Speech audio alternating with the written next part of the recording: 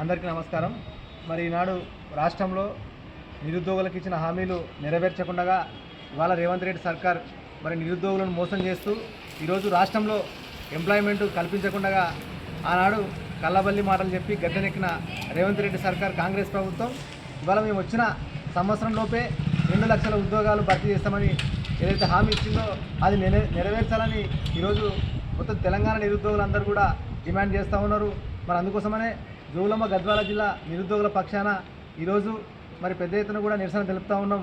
మరి చూస్తున్నాము, కాంగ్రెస్ ప్రభుత్వం వచ్చి 3 సంవత్సరాలు అయింది, దాదాపు 32 నెలల కాలం గడుస్తూ ఉంటే కూడా ఈరోజు వరకు కూడా కనీసం ఒక 20,000 ఉద్యోగాలు కూడా వేయలేని దుర్మార్గమైన పరిస్థితుల్లో రేవంత్ రెడ్డి సర్కారు ఉండడం సిగ్గుచేటు.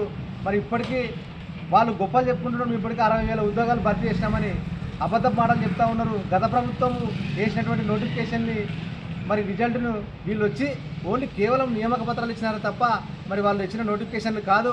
మరి వాళ్ళు ఇచ్చింది కేవలము 16,978 ఉద్యోగాలే. స్వయాన చట్టసభల్లోనే స్పీకర్ గారే మరి తెలపడం జరిగింది. సిగ్గు లేకుండా ఇంకా మేము 80,000 ఇచ్చినాము, మేము భర్తీ చేసినామని చెప్తా ఉన్నారు. ఇది దుర్మార్గమైన వ్యవస్థ. మరి అందుకోసమని ఈనాడు తెలంగాణ రాష్ట్ర నిరుద్యోగులందరూ గర్జిస్తూ ఉన్నారు, ప్రశ్నిస్తూ ఉన్నారు. మరి ఏమైంది మీరు ఇచ్చిన హామీలని? మరి మేము వచ్చిన సంవత్సరంలోపు 2 లక్షల ఉద్యోగాలను గాలికి పోయింది.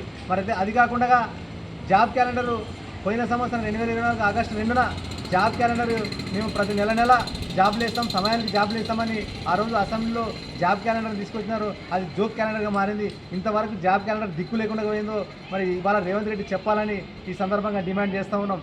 అట్లే మరి మేము వచ్చిన తర్వాతనే మెగా డిఎస్సీ వేస్తామని చెప్పినారు, 20,000 మెగా డిఎస్సీ వేస్తామన్నారు. ఇవాళ 20,000 కాదు కదా, 10,000 కూడా వేయలేని పరిస్థితుల్లో ఈ ప్రభుత్వం ఉన్నది, కాంగ్రెస్ ప్రభుత్వం. అదేవిధంగా ఇప్పుడు ఈ రాష్ట్రంలో దాదాపు 20,000 పోలీసు ఉద్యోగాలు భర్తీ ఖాళీలు ఏర్పడినాయి. కానీ ఇవాళ 20,000కు నోటిఫికేషన్ ఇవ్వకుండా కేవలము 7,000 ఉద్యోగాలకే నోటిఫికేషన్ ఇచ్చినాడు. మరి అత్యంత దుర్మార్గంగా వ్యవహరిస్తున్నాడు. ఇవాళ నిరుద్యోగులకు నిరుద్యోగ భృతి అని చెప్పినాడు, నెలకు 4,000 రూపాయల నిరుద్యోగ భృతి ఇస్తా అని చెప్పినాడు.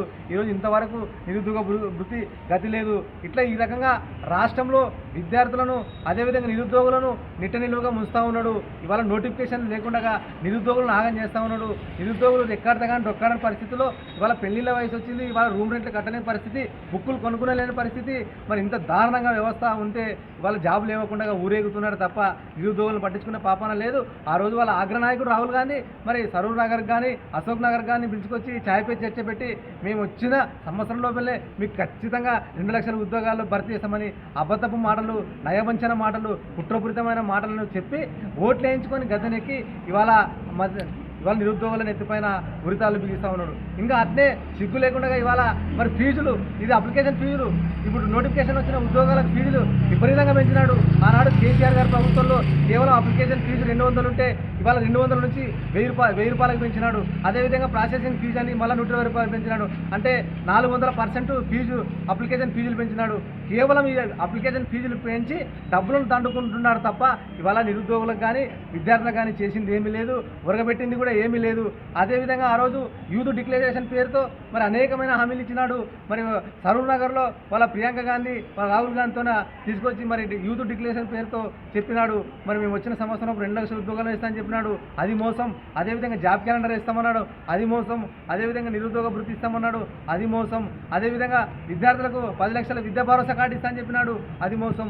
అదేవిధంగా మరి ఎస్సీ ఎస్టీ బిడ్డలకు చదువుకునే పిల్లలకు స్కాలర్షిప్లు మరి 10వ తరగతి పాస్ అయితే 10,000, ఇంటర్ పాస్ అయితే 15,000, మరి అదేవిధంగా డిగ్రీ పాస్ అయితే 25,000, మరి అదేవిధంగా పీజీ పాస్ అయితే 1,00,000 రూపాయలు, పిహెచ్డీ ఎంఫిల్ పాస్ అయితే 5 లక్షలు అని ఇచ్చినాడు. ఈ రాష్ట్రంలో ఏ విద్యార్థికి కూడా మరి ఒక్క పైసా రాలేదు, ఏం రాలేదు.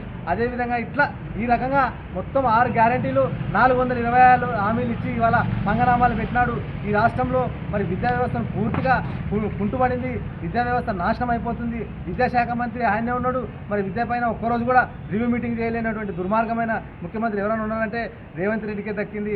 కేవలము మరి డబ్బులు దండుకోవడానికి కమిషన్లకు అకృతపడి భూములు గుంజుకుంటున్నాడు తప్ప ఇవాళ నిరుద్యోగులు ఎట్టిపోతున్నారో గాలికి వదిలేసినాడు, ఇవాళ విద్యార్థులు ఎట్టిపోతున్నారో గాలికి వదిలేసినారు. ఇవాళ ఈ రాష్ట్రంలో దాదాపు 15 లక్షల మంది విద్యార్థులకు మరి ఫీజు రియంబర్స్మెంట్ బకాయిలు 10,000 కోట్లకు పైగా ఉన్నాయి. ఇవాళ ఫీజు రియంబర్స్మెంట్ రాకుండా ఇబ్బంది పెడతా ఉన్నాడు. విద్యార్థులకు ఫీజు రియంబర్స్మెంట్ లేకపోవడం వల్ల ఎస్సీ ఎస్టీ బీసీ మైనార్టీ బిడ్డలు విద్యకు ప్రజలకు దూరం అవుతున్నారు.